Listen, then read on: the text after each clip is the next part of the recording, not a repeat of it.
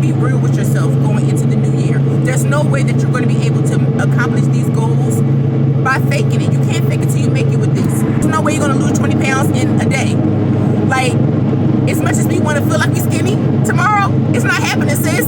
2025 is not the year that we play around. This is the year that we prioritize our goals. This is the year that we prioritize ourselves. And we make sure that we're creating an action plan that's going to get us to our goals effectively and efficiently.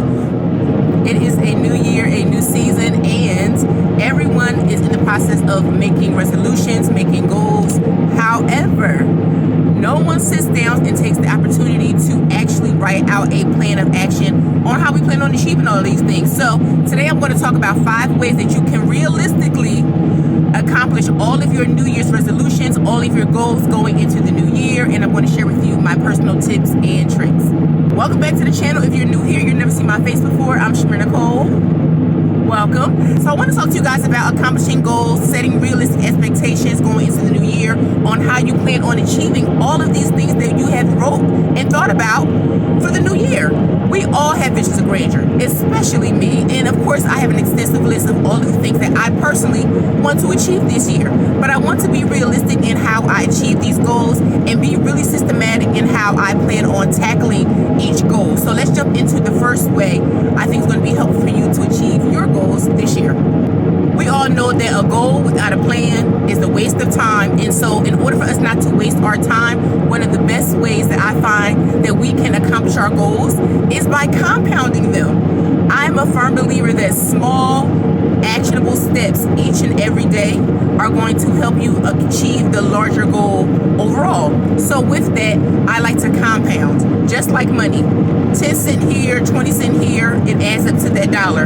A dollar here, a dollar here, adds up to that 100, so on and so forth. So I'm a firm believer in doing my goals the same way. So let's take for the second conversation everybody's favorite goal at the beginning of the year, and that is to lose some weight. We all know that you just don't wake up January 1st and lose 10 pounds. It takes you working out daily, in most cases, watching what you eat daily, of course, and that small and actionable step like skipping dessert or cutting down on a certain amount of carbohydrates or your portion sizes each and every day compounds to help you reach your overall goal. So by doing this on a larger scale, it helps you to compound your goals. So whatever your small goals are, so my first tip is trying to find a way to get those smaller goals to correlate and to work together to help you reach that larger goals. You're not only able to accomplish a lot of your goals, but you're also able to compound them and make those small goals work for your larger goal. Tip number 2, something that I personally struggle with a lot, and that is recruiting help. You are not an island on your own, and the saying is true. You can go far, but you can go farther together. And so by recruiting people to help you achieve your goals, tapping into your resources, tapping into your network, if you have it, is a sure way of achieving your goals. Sometimes it makes it easier, but it gives you a game plan and a roadmap. A lot of times there are people who you surround yourself with. I'm praying that you do, but there are people who you may be surrounded by who have achieved the goal that you're looking to achieve. So whether it's out of ego or whether it's just out of lack of asking for help, like it is in my case, asking people for help and recruiting people to help you is going to be a surefire way to help you reach that goal faster. And I know a lot of us, like I said, I'm going to speak for myself, we don't like to share goals until they are cemented and written out in stone, or you just don't feel like you have that network of people who you can reach out to help you achieve the goal. Whatever it is, trying to find some help or trying to find a network of people who are willing to help you is another way of helping you achieve that goal and to accomplish those resolutions that you've kind of set out.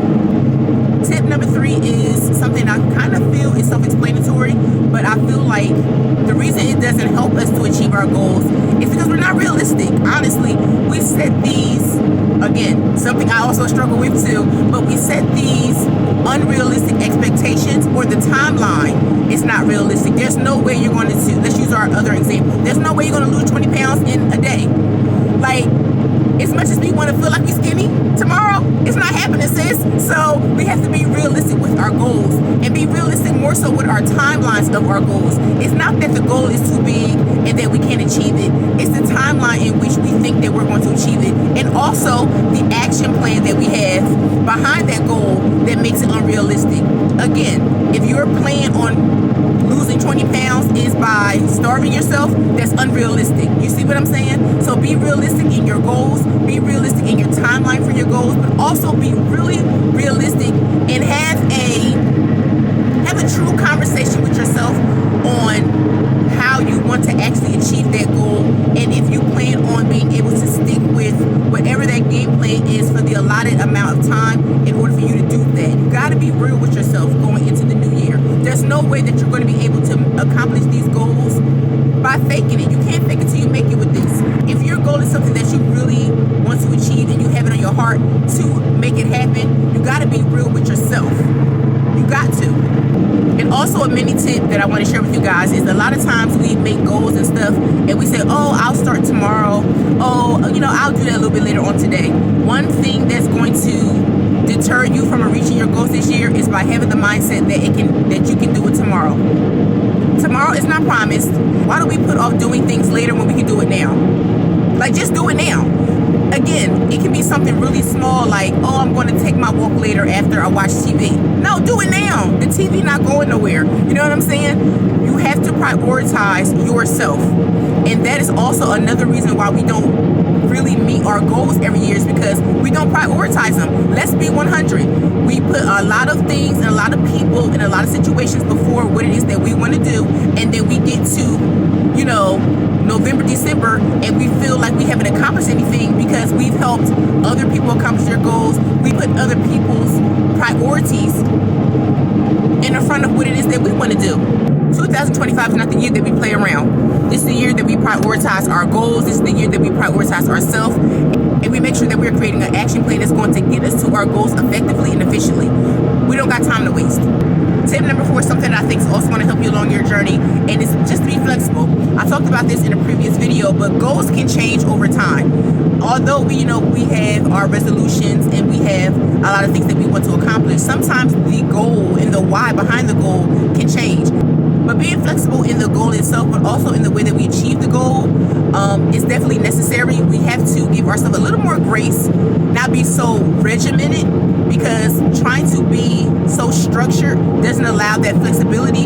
And so as we're working towards this goal, we realize that we may not want to achieve it as much as we did in the previous months. And because we weren't flexible in achieving the goal, we oftentimes just quit altogether. So being flexible allows for you to have that wiggle room, so that if things do change, if priorities do change, you're still able to reach the end destination, but you're able to do that in a way that's feasible to you. And this is what I mean when I say really be real with yourself and be realistic in the way that you achieve your goals and the way that you tackle those goals. Because if you're not realistic with yourself and you're not having those internal meetings, it makes it very difficult for you to stay on this path long term. And being flexible really is a good way to gauge not only your progress, but it helps you to remain on task. I'm under a tunnel, you guys, so excuse the lighting, but it really just helps you to stay on track. So be realistic, be flexible with your goals, and allow for a little bit of wiggle room. Don't be so stressed out about achieving it right now. Last but not least, my life's mantra. If you are not new to my channel, you've heard me say this a million times, literally, and that is always remember your why. Always remember your why. Your why is going to be your guiding light. Your why is going to be your foundation. Your why is going to be ultimately your driving force. It's going to be your driving force on how you achieve these goals and the way in which you achieve these goals. And so, as I said, I'm one of those people, I like to ask myself why a couple of times. I know they have like a standard of 3, but I ask myself this over and over and over again. Again, because it helps to remind me of why I'm doing what it is that I'm doing, but it also keeps me grounded in them times where I get frustrated, when I want to give up, when I just feel like it's not worth my time and attention. always understanding my why and having my why at the forefront of whatever it is that I am doing keeps me on track. That is my ultimate tip.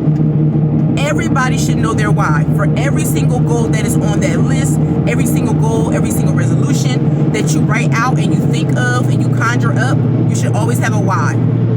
The success that you have long term is always going to be attributed to your why. I promise you. And take this from experience, especially depending on how robust your goal is, how large of a goal it is, and the impact of these goals on your life long term. Your why is going to be your reason. And so I really hope that before you even start to tackle some of these goals this year, that you understand why you have these on your list, why they are desires of yours, and why it's so important for you to achieve them this year. And once you have a clear understanding of why it is you want to do what you do, it's going to make it so much easier for you to make it happen.